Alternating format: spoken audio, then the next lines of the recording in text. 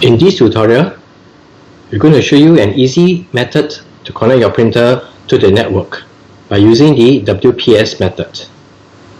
We will use the HP SmartTank 7300 printer as an example.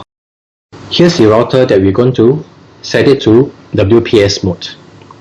Depending on your router model, there should be a WPS button. So for this router, the WPS button is located over here. We're going to press on it.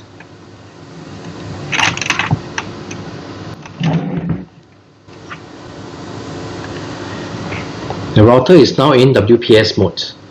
We're going to press on the wireless blinking button on the printer.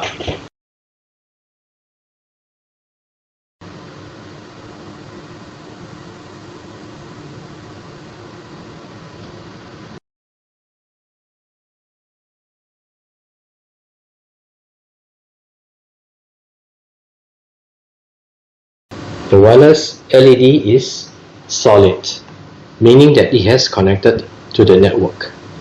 So this is how you use WPS method to connect your printer to the network. You need to use your HP app to add your printer so that you can print and scan.